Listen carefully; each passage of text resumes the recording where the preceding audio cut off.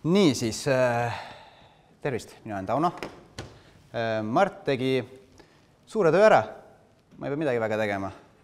Materjalides ma ei oska väga midagi lisada, et ta rääkis põhimõtteliselt peamised murekohad ära. Nii et minu esitlus siis teeb sammu tagasi. Me vaatame pilti natuke suuremalt. Me vaatame, mis asi üldse sisend on. Sisend ei ole ainult materjal nii-öelda lõplike elementide meetodis. Ja siis proovime seda niimoodi, no mitte akadeemiliselt läheneda, võrrandeid ma teile ei näita, seletama ma teile ei hakka, mis matemaatika seal taga on, et rohkem nagu inseneri vaatevinklist see võib-olla teile ka, et siis kuidas üks puhtalt simulatsioonidele orienteeritud inimene asja näeb nii-öelda tavalise inseneriga võrreldes. Alustuseks ma ütlen kohe ära, ma vabandan. Ma olen kõike seda omandanud välismaal, võõrkeeles, nii et kui ma mingi asjaga mööda panen eestikeelse vastega, siis palun julgelt korrigeerige mind ja ärge pikka viha pidage. Vot, aga hakkame pihta. Ma töötan siis Tartu Ülikooli Tehnoloogia Instituudis, see on siis see mater, on siis minu nii-öelda labori nimi, see on siis materjalid ekstreemsetes tingimustes ja siis mina olen siis simulatsioonide valdkonnas seal ja teeme igast uhket fundamentaalteadust, millesse me täna ei süübi. Aga selle all on veel üks asi, see on see physics, see on siis meie tuumiklabor, põhimõtteliselt tuumiklabor Tartu Ülikoolis on midagi nagu ettevõtte ülikooli all, töötab ülikooli nii-öelda vihmavarju all, aga ta on iseseisvalt tegutsev. Väike spin-off ei saa öeldagi ettevõte. Ja mis me siis pakume ettevõtetele ka siis konsultatsiooniteenust füüsikasimulatsioonides. Me peamiselt kasutame Comsolit, nii-öelda vedelike dünaamikas kasutame OpenFoami ja siis Comsol on meile ka nii-öelda templi külge löönud. Ma olen Baltimaades ainus, kes on siis nii-öelda certified konsultant Comsolile. See siis põhimõtteliselt tähendab, et Comsol ütles, et olete lahedad tüübid, et jätkake samas vaimus, meie toetame teid ja kinnitame, et te oskate meie programmi õigesti kasutada. Kes ei tea, siis Comsol on multifüüsika arvutusprogramm. Meil on veel ligipääs siis kogu uute arvutuslikule võimsusele ja siis lisaks meil on ka ligipääs Lumile. Kes ei tea, siis Lumi on Soomes just avatud superarvuti või superarvutuskeskus, mis on siis Põhjamaade võimsam. Vot, aga see on kõik siuke kohustuslik iga jutt, mis ma pean rääkima, kui ma kuhugi lähen. Jutt ise siis, ma näitan teile natuke näiteid, kuna siin palju on tugevusarvutustest, minu taust tuleb just füüsikast, siis ma näitan, mida tegelikult on võimalik kõike muud teha ka simulatsioonidega suht lühidalt. Siis räägime natuke FEM-tarkvaradest, mis seal olemas on ja siis jõuame enda sisenditeni, nagu näete, seal on natuke rohkem sisendit nimekirjas kui lihtsalt materjalid. Ja siis lõpuks räägime ka väljundist, sellepärast et sisendid ja väljundid on alati omavahel ühenduses. Hakkame pihta, et kui ma mõtlen füüsikal, siis ma mõtlen põhimõtteliselt kõike, mis te õpite füüsika 1, füüsika 2, lihtsalt natukene keerukamates protsessides. Et seal on mõned näited välja toodud. Ja mis meiegi oleme, töötame põhimõtteliselt kõike seda, me suudame simuleerida. Mis me meeldib öelda, et kui on osaline diferentsiaalvõrrand, siis me saame sellega lahendada. Et selle järgi võib ilusti öelda, et kui sa saad seda diferentsiaalvõrrandiga nii-öelda kiireldada probleemi, siis seda on võimalik ka kindlasti mingil määral lahendada. Aga õnneks diferentsiaalvõrrandid on füüsikas väga tavalised asjad. Simulatsioonid on lai maailm, FEM või LEM, FEM, nagu ma ütlesin, et ma kipun seda kutsuma FEM-iks, mitte LEM-iks. Need on päris palju erinevad meetodeid on. Ma siin tõin ainult mõned välja, need pole kaugeltki ainsad. Et erinevatele probleemidele töötavad erinevad meetodid paremini. Näiteks vedelike dünaamikat väga FEM-is ei tehta. Kasutatakse finiite volumeid või siis Lattice-Boltzmanni või siis näiteks, kui seda teha sedasama tigu, millest jutt käib, siis selleks on nii-öelda meshi-vabad meetodid, kus kasutatakse osakesi ja muid asju. Osakesi võib kasutada ka, nagu siin paremal näete, ülemine pilt, kasutada ka täiesti tahkekeha modelleerimiseks, väga hästi töötab. Ja selle all paremal siis on üldse näiteks mittepidev FEM, kui sul on mittepidevad probleemid. Näiteks väga terav laine levib läbi keha, et sa ei suuda seda meshi nii väikseks teha, et seda nii-öelda püüda kinni, siis võib-olla mõttekam hoopis see mittepidevaks teha, et elemendid ei ole nii-öelda omavahel pidevad. See selleks. Aga täna on niisugune FEM-i näide, et ma siit pikemalt ei peatu. Ma lihtsalt näiteks teile mõned äged asju, kus pole mitte äge värviline. Mis siin tegelikult näha on vase purunemine molekulaartasemel. Need on aatomid, mis need tükikesed on siin aatomid, see on vasetükk ja et see on selline lihtsalt illustratsioon, et tegelikult võib, see on küll molekulaardünaamika analüüs, aga see on siis natuke niisugune teadusliku poole ja arvutusliku poole kokkupanemine, aga täitsa võimalik. Kui tahate teada, kuidas molekulaarasjad töötavad, võib täitsa arvutada.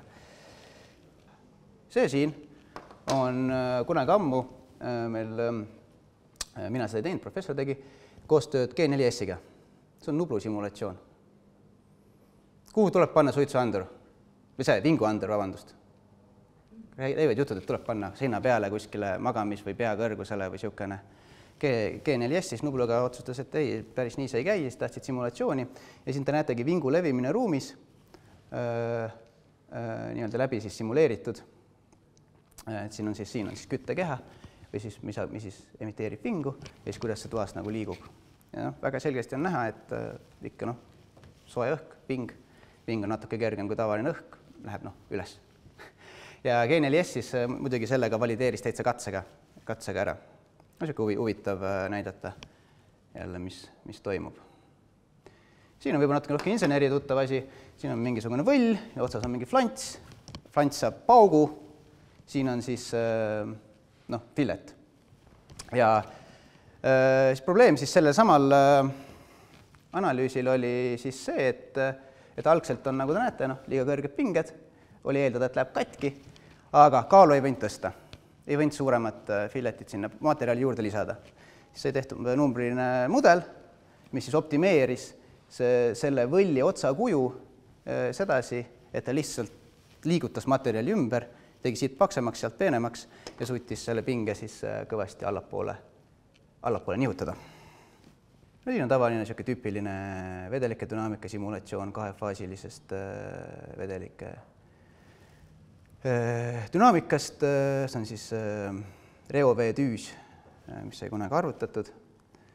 Ja siis siin on ka natukene ekstreemsemaid asju, mida väga tihti ei arvuta, et siin on vasakul, te näete, siis on õhu liikumine, kuidas õhk vahetub puitkarkassi sees, majaalune puitkarkass, kuidas seal siis õhk vahetub, osakesed tegelikult ei ole lihtsalt õhuosakesed, vaid on lihtsalt pandud, et sa visuaalselt näeksid, kuidas see õhk vahetub, siit tuleb õhk sisse, sealt läheb välja, et kui kiiresti see protsess toimub ja paremal on siis näiteks arvutatud suhtelist õhuniiskust puidu pinnal.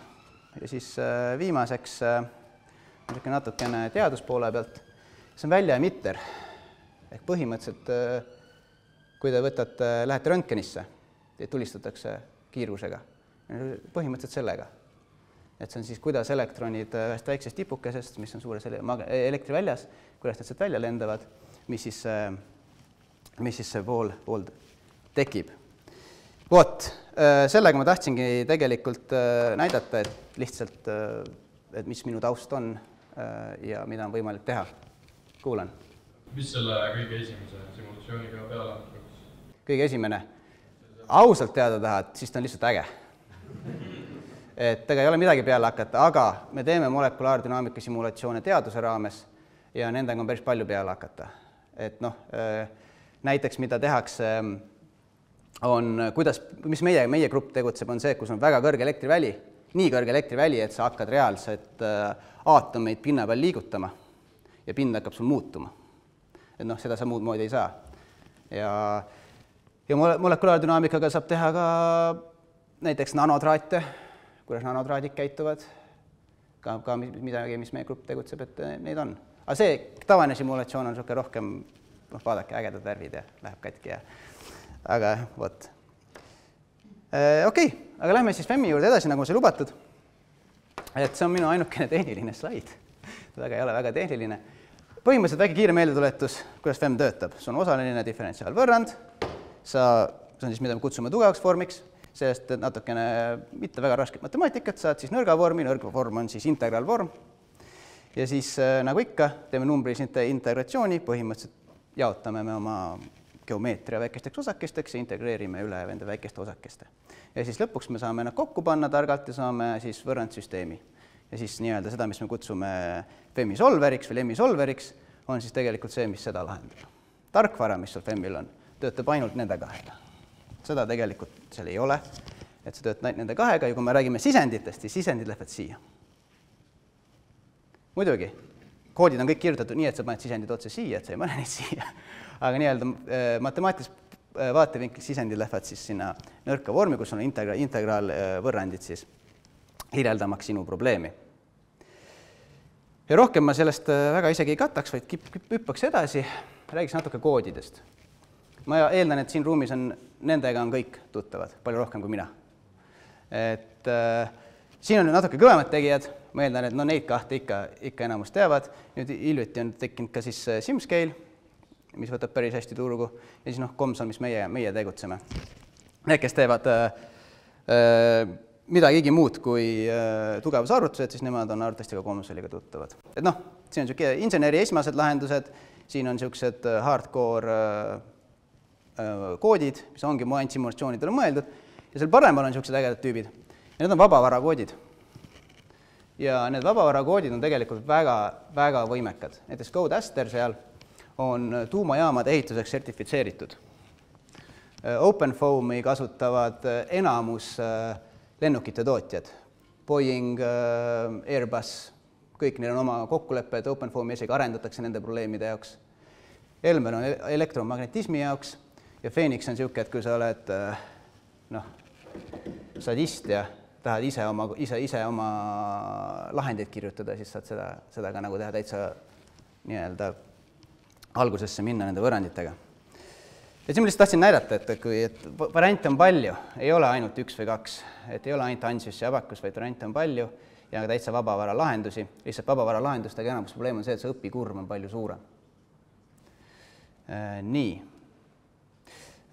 Mul siin paluti natuke rääkida siis nendest vahest, et mis siis on see SolidWorksi näiteks lahendus või siis sama ettevõtte see Abacuse lahendus, siis minu vastus sellele küsimusele, et miks siis Abacus või miks ma siis SolidWorksi simulatsiooni kasutada või võid küll. 90% juhtudest, see on 90% minu enda välja mõeldud, on see täiesti ideaalne tavalise inseneri lahendusteks. See töötab väga hästi. See on olemas lineaarne, mittelineaarne, staatiline analüüs, sagedusruum, kui tahad, soojusülekanne, isegi väsimusanalüüsi saad teha. See on lineaarne dünaamika, väidetavalt nüüd peaks olema ka mittelineaarne, ma päris ei ole, äkki keegi oskab kinnitada.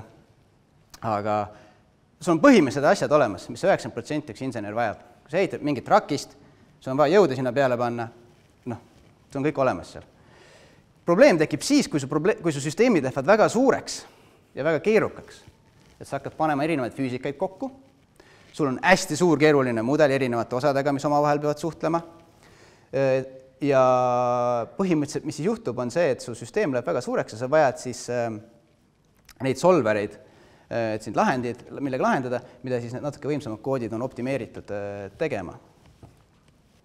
Samamoodi on, kui sul on ebastabiilsused võrrandsüsteemis, tugevad mittelineaarsused, ehk siis väga mittelineaarsed materjalid, kontaktid, nii-öelda vigastused, inglise keeles siis damage, niisugune siis muidugi multifüüsika. Ja siis viimaseks on kontroll, et okei, et ma tahan võib-olla natuke suuremat kontrolli oma asjade üle, tahan oma materjali ise kirjutada näiteks materjalimudeli, et ei ole olemas sellist materjalimudelit, mis töötaks selle probleemi jaoks. Tahan nii-öelda siis seda disketiseerimist muuta natukene teistmoodi, kui nii-öelda programm pakub, et see on lihtsalt rohkem võimalusi. Ja ma loodan, et see vastas sellele küsimusele, et tegelikult selle SolidWorks simulatsioonil Solid Edge'il neil pole häda mitte midagi. Lihtsalt küsimus on see, kui sa tahad natuke midagi rohkemat. Või siis mõnda füüsikat, mida seal lihtsalt ei ole. Nii, sissejuhatus tehtud, 15 minti läinud. Jõuame nüüd sinna, millest ma lubasin rääkida, simulatsioonide sisenditest. On niisugune ütlemine, et garbage in, garbage out. Eesti keeles siis prügi sisse, prügi välja. Siis põhimõtteliselt tähendab seda, et kui su sisendid on halvad, siis su tulemus ei saa hea olla. Kui su sisendid on head, siis su tulemus saab ikka halb olla, aga vastupidi see ei tööta. Ja siis mina siis mõtlesin, ma räägiks natuke üldistest sisendistest, mis siin üldse kogu selle numbrise maailmaga seotud on. Et ei ole ainult materjalid, materjal on üks väga suur osa ja Mart kattis seda väga hästi, ma ei hakka seda kordama.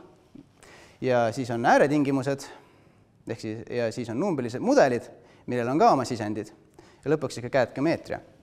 Esmaks ma lähekski selle CAD-geomeetria juurde, et CAD-i mudel ei ole simulatsiooniks enamasti sobiv mudel, tavaline see, mis te tootmisse saadate.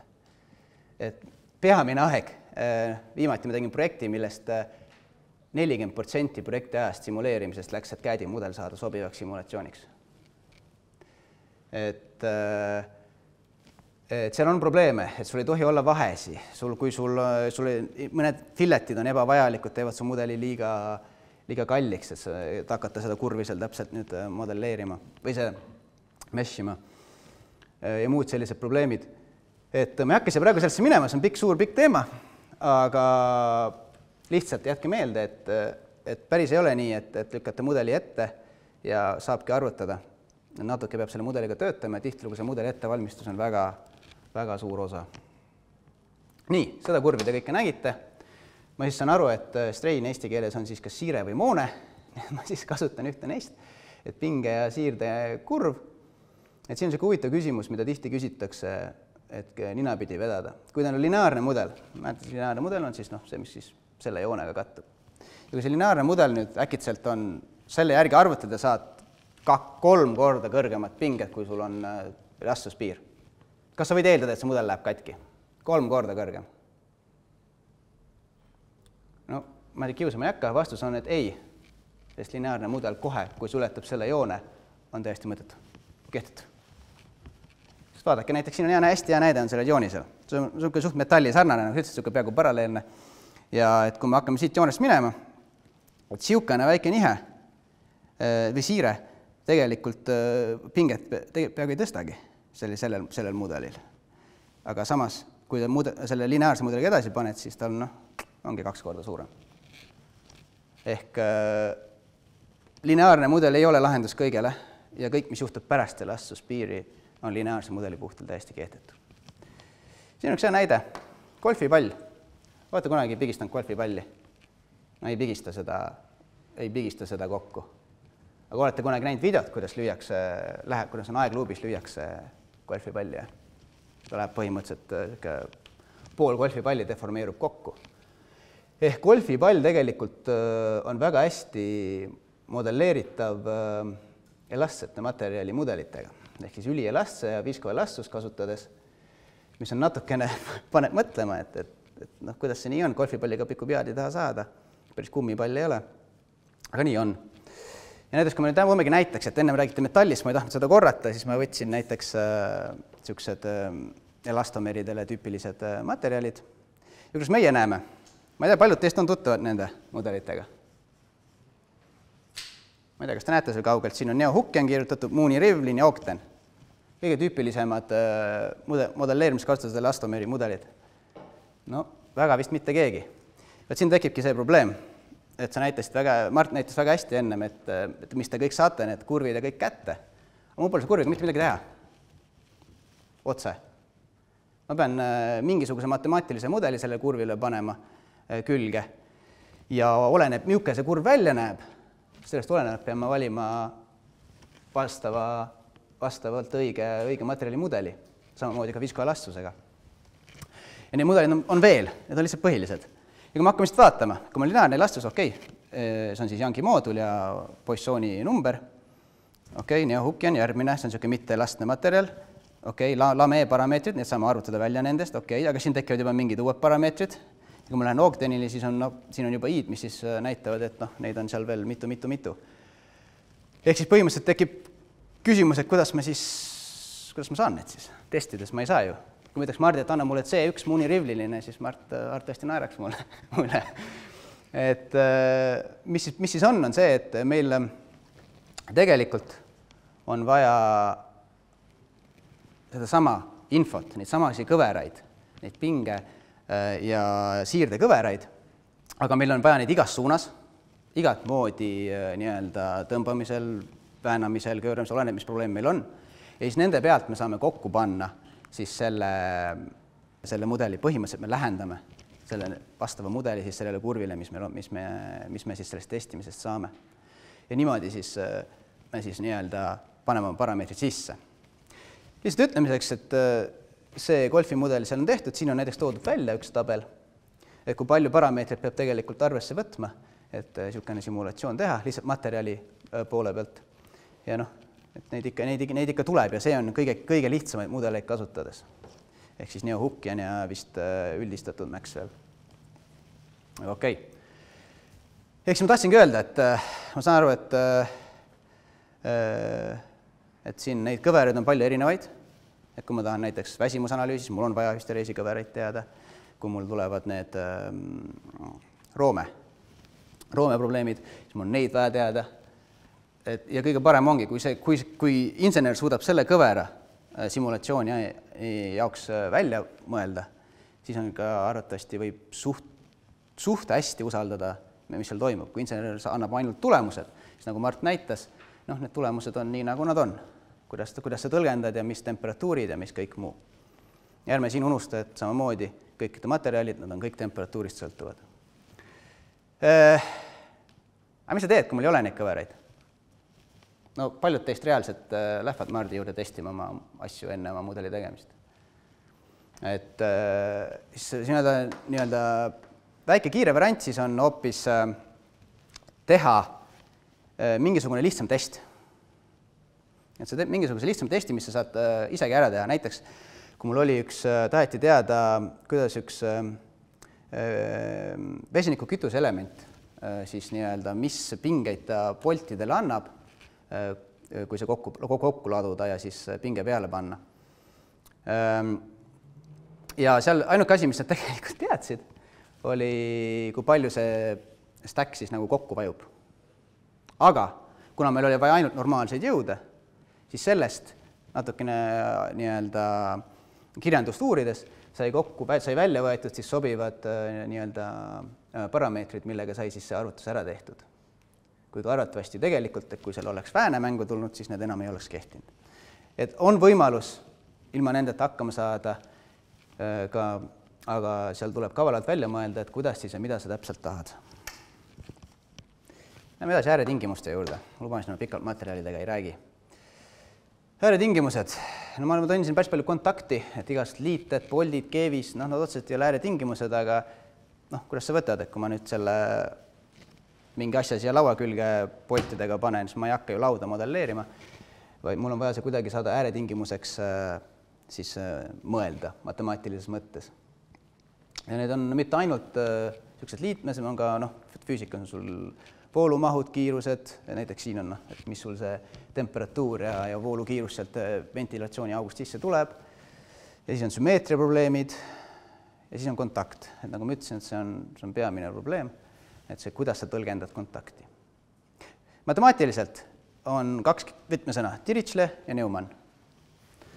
Dirichlet on siis jäik ääretingimus, Neumann on nõrk ääretingimus, inseneri vaatevinklist see on siis, mis ta nüüd siis on? Deformatsioon, igastahes, et kui palju mingi punkt liigub või ei liigu. Ja Neumann on siis jõud inseneri vaatevinklist. Okei, muidugi temperatuuris on ta teistmoodi, on ta soojusulk ja temperatuuri väärtus, nii-öelda voolus on ta siis voolumaht ja voolukiirus ja niimoodi mängib. Aga need võivad olla mittelineaarsed, väga keerulised, omavahel sõltuvuses.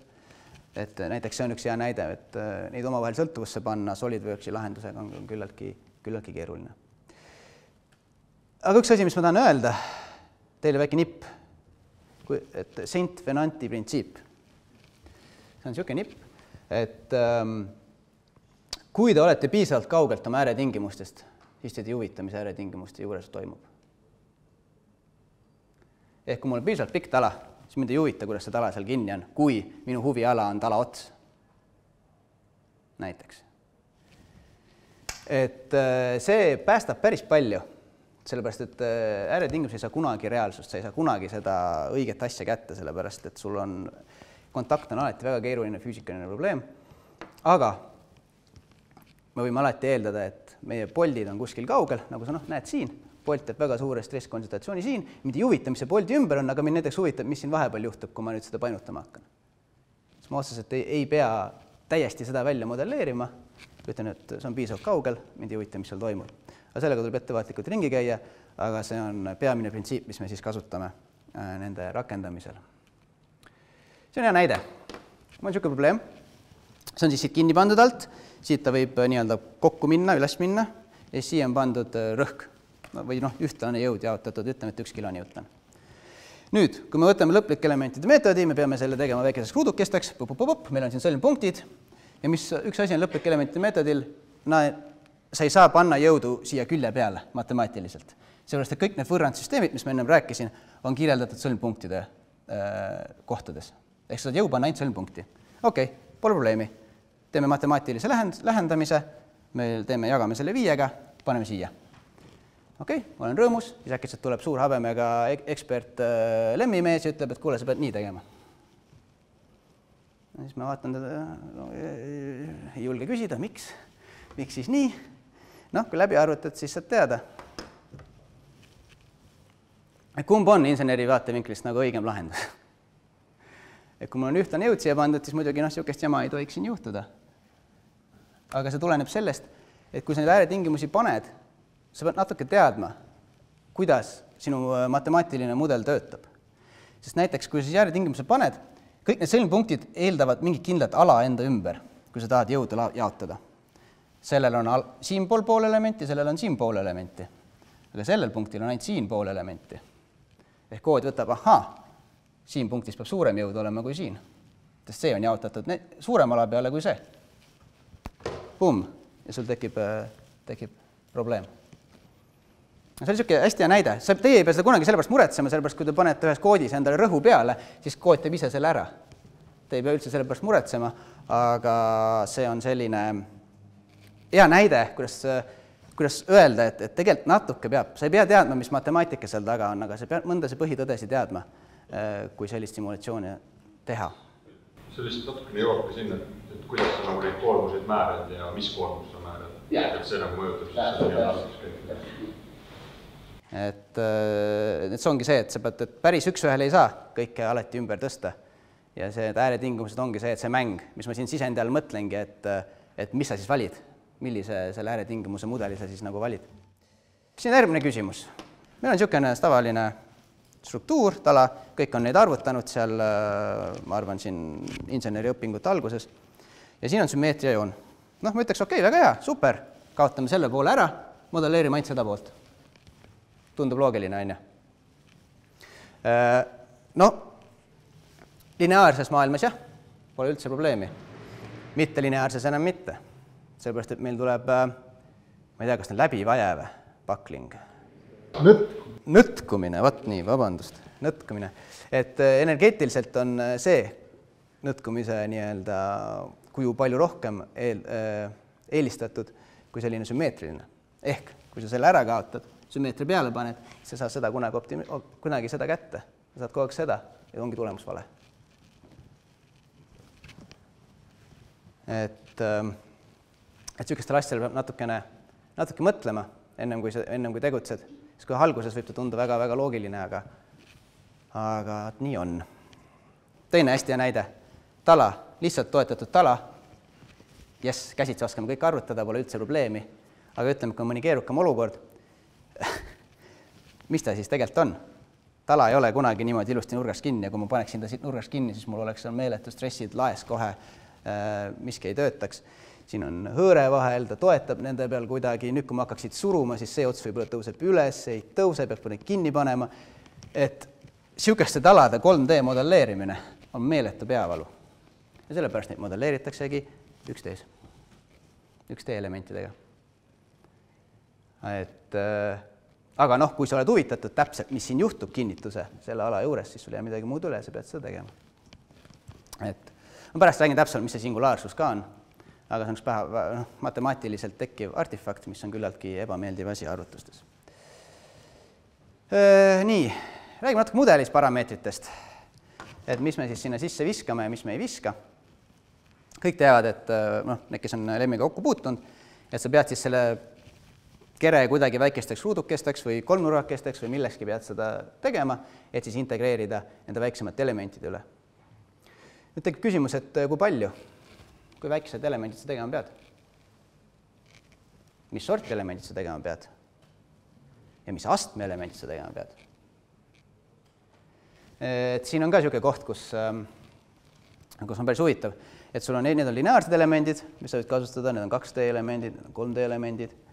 Need on siis kõrgema astme elemendid ja need on täpselt samamoodi, nagu sa teeksid integreerimist.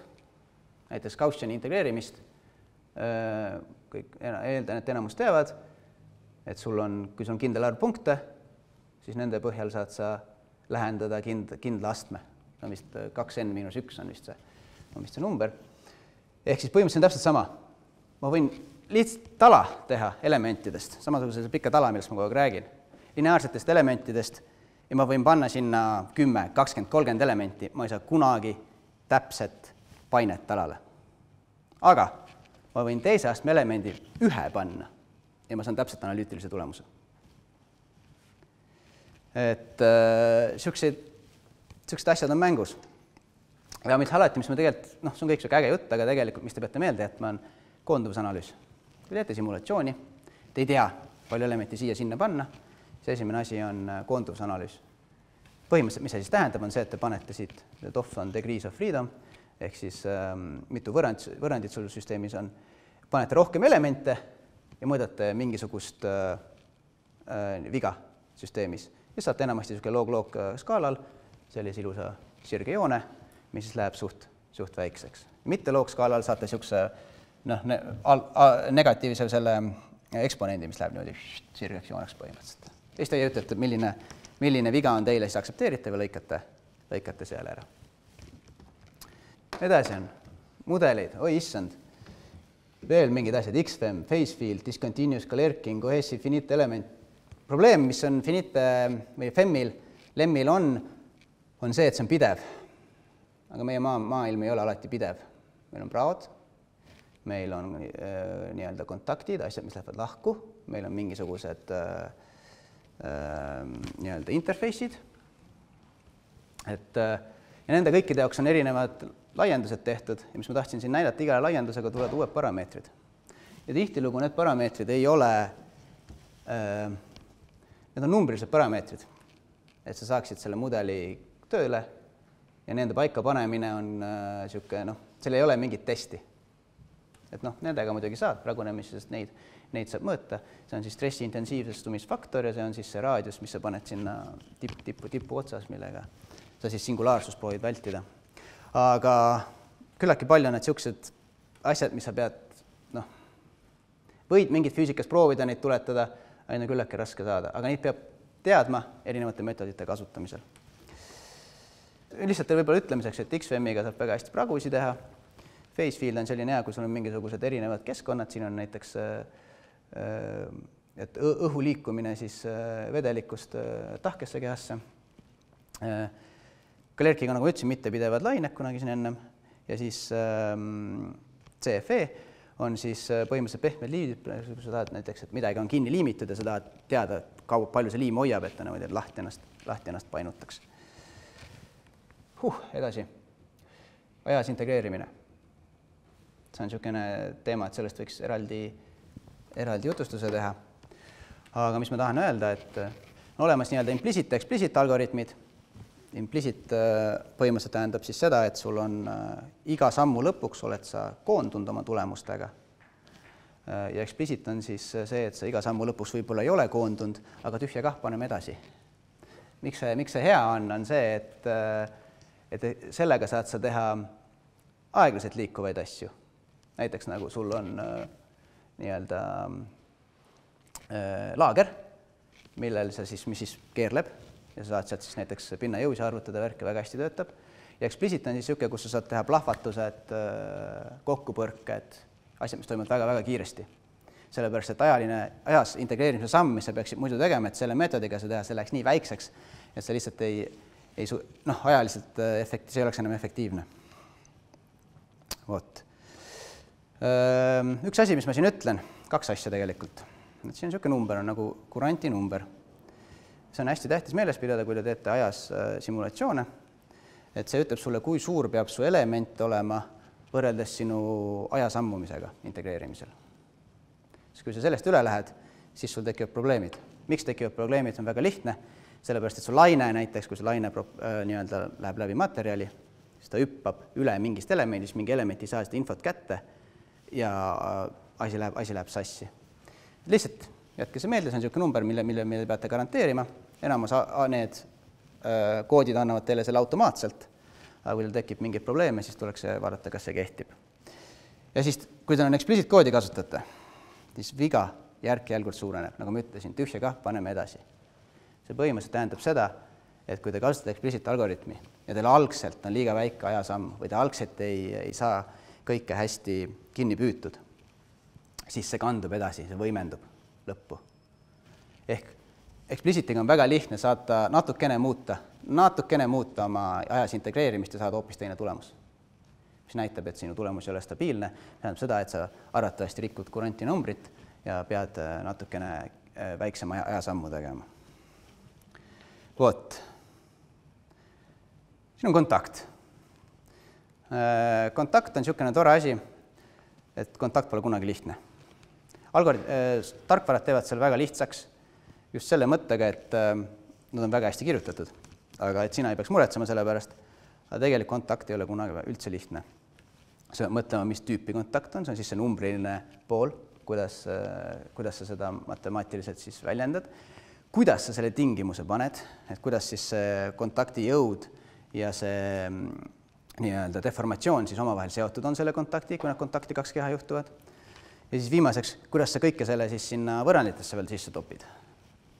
Ja siis samamoodi siin tulevad ka sul niisugused väiksed parameetrid mängu, millel ei ole mitte mingisugust muud seda füüsikalist tähendust, vaid on puhtalt numbriline, lihtsalt selleks, et sinu tulemused, et su süsteem koonduks. Oot. Aga me ei hakka üldse siin pikalt rohkem rääkima, siin on lihtsalt hea näide, mis ma tõin välja, see on lihtsalt illustratsioon niisugusest keerukamast kontakti analüüsist, aga näiteks siin, kui sa kasutad siis seda pind-kontakti, mis on abakusi niisugune väga suur trump, et siis saad väga ilusa nii-öelda selle rõhujaotuse siin. Ja kui sa kasutad näiteks seda pind-sõlmpunkti oma, siis see ei ole enam väga ilusti pidev seal. Et siin lihtsalt, mis ma tahan öelda, et igasugune uus keerukus matemaatiliselt enamasti toob mingid parameetrid mängu ja toob siis sinu kui sisendi sisse pani ja otsused, mis sa siis nagu valid. Vot, pikk jutt sai selle sisenditega läbi, aga mis ma tahtsin nagu edasi öelda, et sisend ei ole ainult materjalide parameetrid. Sa pead teadma põhitõdesi lõplikest elementidest, sa pead teadma, kuidas tõlgendada sinu reaalset mudelit siis nii-öelda numbriliselt, kuidas seda saada siis need ääretingimusi paika ja kuidas siis seda geomeetriat muuta. Enne kui edasi läheme, on küsimusi. Lihtsalt sellele täpsustuseks, et nende kõverate koha pealt, kas see võib nagu teha mingi üldistuse, et vastavalt materjaligruppidele on juba nii-öelda, mis kõverad? Ja, näiteks selle, kui me võtame sama näite, võtame rallin tagasi. Jah, näiteks siin on niisugune rusikareegel on nendega. On see, et Neo-Hooken on kuni 100%-line moone või nihe või strain. See Mooni Rivlinit kasutatakse enamasti 100–200. Ja siis, kui see läheb üle 2 korra tõmbad juba, üle 200% tõmbad seda asja, siis sa enamasti pead kasutama Octani, mis on ka siis näidatud teadustöödega, et sellel on kõige parem klapp siis testi tulemustega. Et niisugused rusikareeglid eksisteerivad, enamasti need, kui neid lugema hakata nende kohta, siis need on enamasti kuskil välja kirjutatud, et kus neid kasutada. Ja siin on samamoodi, et kui sul on lineaarne mudel, siis sa võid Maxwelli kasutada ja siis Kelvin Voi on siis mittelineaarne. Nii. Nüüd on küsimus, et taheti, et ma räägiksin sisendist, aga nüüd ma hakkan teile rääkima väljundist. Et nagu ma ütlesin, et prügi sisse, prügi välja, ja need on omavahel seotud. Üks viis, kuidas oma sisendit kontrollida, on valideerida oma väljund. Numbriliselt vaatasin, ma teen väikse kommentaari. Mart ütles verifitseerima, aga numbriliselt vaatevinklist õige sõna on valideerima. Sest verifitseerima on tarkvara õigsuse kontrollimine. See on meie maailmas. Mart valesti ütles, vaid et meil on niisugune sõnastuse jaotamine. Sellepärast mul on teistsugune sõna, mul on valideerimine. Simulatsiooni ei asenda kunagi testimist. Mitte kunagi. Nagu Mart ütles, sa saad 100 katselt 10 peale. Sa võidad meeletult ajas, sa võidad rahas arvatavasti, aga sa ei saa kunagi seda asendada, sa pead ikkagi need lõputestid ära tegema. Näiteks, kuidas põhimõtteliselt Airbus ja nemad töötavad, on väga lihtne. Nad teevad meeletu töö simulatsioonidega ennem ära ja siis võib-olla ehitavad 3 juppi valmis, et need siis sodiks lüüa, et näiteks külmutatud kana propellerisse visata. Aga enne seda on nad 3 aastat simulatsioone teinud, sellepärast neid turbiine ja neid propellermootoreid ei ole väga odav ehitada, et sinna lihtsalt kanasi sisse loopida. Ja üks asi, mis ma tahan siin hästi pikemalt rääkida, on midagi, mida kutsutakse siis inglise keeles sanity check, see on siis eesti keeles on see siis reaalsuskontroll, ma eeldaks, tõlgiks niimoodi. Ja siis need koos tulemuste valideerimise reaalsete katsetega peaksid siis kinnitama, kas sinu sisendid on siis õiged või mitte. Teste saab teha mitmeid, materjaliteste teha, väga hea, saad materjalid paika, siis võid suht usaldada neid. Võid teha lihtsustatud mudelite testimist, sellest ma juba rääkisin, et sa võid teha mingi lihtsama mudeli, katsetada seal, miks lihtsamas olukorras, ühesuunaline jõud näiteks, vaadata proovida teises suunas eraldi. Ja siis lõpuks võiks ka alati kogu protsessi tegelikult läbi testida. Seda alati ei saa, aga ideaalis nagu võiks. Mis mul siit järgmisena tuleb? Tahtsin rääkida sanity checkidest. Mis on sanity check? Reaalsuskontroll. Reaalsuskontroll ongi reaalsuskontroll. Ehk kas su simulatsioon on ka reaalselt loogiline. Kas võtad oma inseneri vaistu, vaatad, siin on midagi valesti. Põhimõtteliselt, mida on hea kasutada, on energiajäävuse seadus, massijäävuse seadus, käsitsi arvutused, strain energy test ja siis loogika. Energiajäävus saate kõik aru. Kui sul pole sisse modelleeritud energiakadu, siis su süsteemist ei saa energia kaduda. Kui sa oled midagi valesti modelleerinud, siis võib juhtuda, et energia hakkab kaduma ja see on hea viis siis jälile saada, et midagi on valesti. Teil on massijäävuse seadus, näiteks vedelike dünaamikas kasutatakse. Kõik, mis siit sisse läheb, peabki siit välja tulema. Muidu see ei ole loogiline. Asi ei tööta. Et selliseid asju saab kasutada simulatsioonide nii-öelda kontrolliks. Aga siin on üks huvitav test. See on tegelikult selline plaat ja nii-öelda ajahetkel 1 on siis pandud siia serva 90 kraadi ja ülejäänud kogu selles kehas on 0 kraadi Celsiuse järgi. Ja siis on mõeldud, paneme aja jooksma, simuleerime, vaatame, kuidas siis soojus siit edasi kandub. Ja ühel hetkel vaatame, midagi on nagu imelikku. Loogika nagu ütleks, et see peaks ühtlaselt edasi kanduma. See peaks, vask on vist see materjaliks pandud, et ei ole mingi imelik materjal, täitsa tavaline vask. Ja tegelikult mingi lainetus. Ja siis Kelvinist Celsiuseks me rikkusime termodünaamika teist seadust. Me panime kuumema keha külmema vastu ja külmem keha läks külmemaks. Vahva. Et millest see viga tuli, on see sama explicit algoritm, mis ma ütlesin, kasutasin valet ajasammu ja natuke liiga suuri elemente ja oligi, läks käes. Et selliseid teste peab alati tegema. Ja käsitsi arvutused on väga head, kui insenerid kõik oskavad väga hästi arvutada neid staatilisi struktuure. Aga see on ideaalne tööriist saadamaks aru, kas sinu tulemus on õiges suurusjärgus. Arvuta ära, saad teada, see tala jõud peaks olema umbes 1 gigapaskal, aga arvutus ütleb sulle, et sul on 300 gigapaskalit. Midagi on vist imelikku, saad uue iteratsiooni teha. Strain energy test on selline hea test, et see on selleks, et põhimõtteliselt hästi tihti kasutatakse seda, kui sul on mitu keha kokku pandud, et kui sa võtad kõik ääretingimused maha ja hakkad simuleerima selle keha nii-öelda, annab kogu kehale tõuke ühes suunas ja hakkad pöörama ja vaatama. Et nii kaua, kuni sa teda kokku ei pressi, vaid lihtsalt nagu lükkad niimoodi, et siis sul peaks olema see siire peaks olema 0, siirde energia peaks olema keres 0. Ehk kui sul midagi kokku ei pressita või lahti ei tõmmata, siis sul see peaks olema 0. Ja see aitab ilusti seda kontrollida, kas su mudel on õigesti üles ehitatud, et sul ei oleks mingisugust matemaatilist jama seal sees. Ja viimaks, ma ei hakka seda seletama, mingi loogika, et lihtsalt mingid asjad vahepeal tulevad välja väga ebaloogilised. See on nüüd hästi huvitav asi, see on nüüd teadusega seotud, et see on plasmatekk algsimulatsioon vaakumis. Ja see on siis staatilise välja emitter tipu näitel. See on sama see väike tipp, mis ma näitasin, see on nüüd selle edasiarendus, et vaakumis. Ma praegu ei hakka minema sinna, et mille pärast meil vaakumis üldse plasma on, seda võite pärast küsida ja meelega seletan. Aga 1 nädal arvutusaega. See pole mudeli ehitamine. See on reaalne superarvutis 1 nädal arvutust. Ja siis 3 kuud proovisime aru saada, mis toimub. et ma tahan öelda, et see ei ole alati nagu lihtne, et oota, kas ma saan selle tööle ka või? Näe, et siin see tipp kuumeneb, kui selles väljas hakkavad elektronid välja lendama ja siis ühel hetkel hakkavad siit tulema teised neutraalsed osakesed ja siis need saavad ioniseeritud, lendavad tagasi, ühel hetkel protsess läheb siis oma nii-öelda ärajooksufaasi ja toimub plasmateke. Jõle kihvt. Aga jumal imelik, esimene asi, no mis kuradi pärast mul on, kõige kuumem punkt on siin, miks mitte tipus? Väli on ju kõige tugevam tipus ju. Noh, esimene asi, mis kohe mõtlema paneb. Teine asi, et noh, mis on selle vase sulamistemperatuur?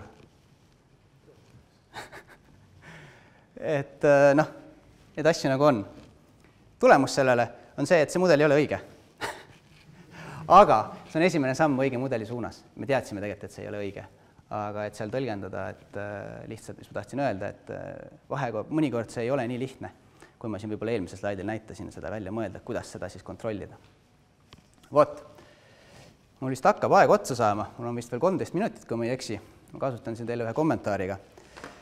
Singulaarsus. Kui mina hakkasin, ma tegelikult töötasin inseneriettevõttes, ennem kui ma seda kõike õppima hakkasin, kasutasin ka neid koode, siis ma kohta sain niisuguse asjaga, ma arvan, et päris paljud, kes on kasutanud niisugust asja näinud. See on teranurk kuskil ja sul tekib niisugune väga tugev stressi tipp sinna. Seda on nüüd 2 võimalust, kas on stressi kontsentratsioon või see on singulaarsus. See on väga lihtne aru saada. Tee disketatsioon väiksemaks, tee mesh väiksemaks, mine väiksemaks, ja siis mis peaks juhtuma on see, et see tipp läheb aina väiksemaks, aga pinge läheb aina üles. No see ei ole nagu loogiline, et miks mul peaks olema niisugune asi seal. Ja seda siis nii-öelda kutsutakse matemaatiliseks artefaktiks, et see ei ole üldse sinu füüsika millegi seotud, see on lihtsalt sellest, et teravad nurgad, punktijõud, niisugused asjad ei meeldi lõplike elementide programmidele. See on lihtsalt matemaatiliselt esinev asi. Ja minu suur küsimus oli, kui ma seda esimest korda nägin, nooruses, kui ma veel inseneri proovisin mängida, ei saanud hakkama, oli siis, mis ma teen sellega? Muidu on mudel juba hea, kõik on hästi, kõik on alla voolavuspiiri ja siis üks punkt mingis nurgas lööb mul siin, mida rohkem paremaks mudeliga lähen, seda kõrgemaks ta läheb. Ja mis ma teen? Enamasti, mis inimesed ütlevad, ära pane tähele, lõika välja, ära põe, see on numbriline. Jah, on ju. Aga päris nii seda ka ei saa teha, sellepärast, et sa ei tea tegelikult, alati suht raske võib vahepeal olla. Nendes näites on väga lihtne aru saada, kas vahepeal on suht raske aru saada, kas ta on numbriline, ei ole. Et mis on hästi hea teha, et kui sul on mingisugune pingekontsentrataator seal, proovi seda mõjuala suurendada, et nähte, kui sul on jõud, mille sa oled pannud punkti, pane talle mingi ala, proovi rõhuga. Suht väike, aga mingi ala. Vaata, mis siis juhtub. Teine võimalus on see, et loo alammudel. Kui see on sulle väga tähtis komponent, näiteks seda keevitust siin uurida, keevist siia panna ja uurida, siis teedki selle keevise mudeli eraldi sellest suurest mudelist.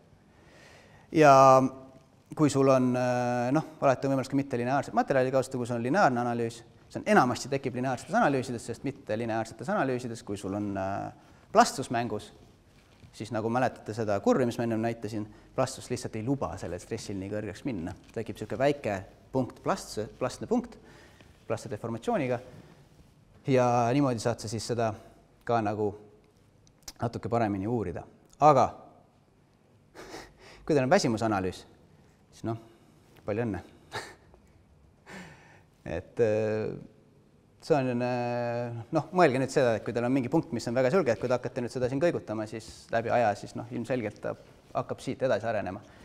Et väsimusanalüüs tuleb väga-väga ettevaatlik olla selliste asjadega nagu singulaarsus. Ja miks ma ütlesin, et ära pane tähele, et mul on niisugune hea koomiks on meil siin kogukonnas jagatud, mida kas tagumised näevad, aga et on tehtud vigasi, kus singulaarsust on lihtsalt välditud ja tegelikult asi ei ole singulaarsus, vaid ongi stressi kontsentratsioonipunkt. Aga kuna on öeldud lihtsalt, et ära pane tähele, siis on nii-öelda välditud lihtsalt. ma ei tea nüüd, kas te sellest aru saate, aga meile nagu on see väga naljakas seal. Aga noh, sellega siis ma põhimõtteliselt lõpetangi. Et mis ma tahan teile lõpetuseks öelda, et pidage meeles, et sisend ja väljund on alati ühenduses ja väljundit saab kasutada sisendi valideerimiseks, sisendit tuleb testida, tuleb teada FEM-i tõdesi ja väljundit tuleb testida. Ja noh, kui te mitte midagi muud aru ei saanud, siis pidage meeles, kui te mudelit teete, siis tehke reaalsuskontroll. Ja siin panemal ma panin hea asja, seda siin panemal tegelikult ei ole sellega seotud, aga see on üks vahva nii-öelda kummist jänes. Seda kutsutakse Stanfordi jäneseks. Ja selle jänes on siis eesmärk on tegelikult verifitseerida koode, et mittelineaarseid mudeleid, mittelineaarsete materjalide mudeleid ja selliseid asju. Ja siin on ta siis osakeste kunagise kolleegi poolt tehtud, osakeste meetodil. Et see on põhimõtteliselt see, et see on niisugune kummist jänes, sa tõmbad teda kõrvast, lased lahti ja siis ta peaks hakkama igapidi liikuma, et on ideaalselt elastne keha. Ehk siis proovitakse võrrelda, kuidas erinevad koodid saavad sellega hakkama, sest see on matemaatiliselt küllaltki keerukas probleem. Aga panin ta siia sellepärast, et noh, vahva jänes. Et see siis on minu poolt kõik. Et ma loodan, et teil väga igav ei olnud. Saite midagi uut teada. Teie poole pigem pöörduda ikkagi välismeetodid või on Eesti? Kus ei ole, et näiteks ma ei tea, meil on olnud neid partnereid, nüüd me alustasime selle nii-öelda ametlikult, hakkasime siis ennast selle tuumiklaborina töötama aasta tagasi ja praeguseks on meie partnerid olnud G-Scan, SolarStone, PowerUp, Stargate Hydrogen ja midagi veel, mida ma praegu unustan. Aga ikkagi peamiselt Eesti süvatehnoloogia ettevõtted. Nagu ma ütlesin, et me hea meelega ei dubleeri inseneri tööd. Et kui insener saab selle lahendamisega ilusti hakkama, siis meie nagu oma nina sinna ei topi. Et mis meie tahame teha, on ikkagi lahendada selliseid probleeme, mida insener ei taha teha või ei ole seda nii-öelda võimekust ettevõttes või ettevõtte ei näe näiteks vajadusele investeerida selliste teadmistega inimestesse, kes seda oskaksid teha. Küsimus või märgus veel. Simulatsioonil on alati oma peapiir. Ühest küljest, teisest küljest, kui nüüd mudel ette valmistada simulatsiooniks ja teha seal lõpused lihtsustusi, siis suurendab seda viga päris oluliselt. Jah, seepärast ma tõingi selleks, et sisendid on ka need samad mudelid ja ääretingimused ja kõik, mis sa sinna paned. See on sisend su mudelisse. Kui palju sa oma mudelit lihtsustad? Sest kui enamasti, esimene asi, mis teeb, kui ma saan inseneri mudeli, see on niisugune ilus koostöömudel, seal on kõik torud, jorud, poldid küljes, ma hakkan neid järjest minema viskama. Hakkan lihtsustama. Lihtsustan seda nii palju kui võimalik ja siis ma ütlen, et okei, ma enam ei lihtsusta sellepärast, et nüüd nagu minu kogemus või miski ütleb, et kui ma nüüd veel lihtsustan, siis ma hakkan oma viga liiga palju tõstma. Et väga täpselt, seda ma tahtsingi esitada selle esitusega edasi, et sisendeid on erinevates suundades modelleerimisel. Kui palju sellist nagu inseneridega koostööd on, et ongi teinekord ju ei tea kohe alguses, et kus see nagu kõige huvipakkuvam piirkond või see nii-öelda, mida võiks analüüsida koht on? Kui palju sellist nagu? Jah, et siin ongi see, et tekib kahte sorti simulatsioone enamasti üleüldiselt konsultatsioonifirmad teevad. Et üks on see, et sul insener tuleb mingi jupiga, et näe, mul on, ma ei tea, see standard või me peame selle testi läbima, et aita meil see siis kas optimeerida või lihtsalt üle kontrollida, kas kõik töötab. Teine variant sellest on see, et meil tullakse, et me ei saa aru, mis toimub. Et näita meile, et okei, kas või see sama näiteks tigu, tekkisid need surnud alad, et aidake aru saada, miks nad tekivad ja siis kuidas me saaksime neid muuta. Ja see kõik käib inseneriga koostöös. Et nii-öelda simulatsioonispetsialist iseenesest, niisuguse konsultatsiooni-ettevõtted, nemad enamasti tegelikult ei paku inseneeria teenust. Et nad aitavad inseneril oma toote või probleemiga hakkama saada, et see on nii-öelda toestav tegevus, mitte asendav tegevus. Koostöö. Jah, täpselt. Tänud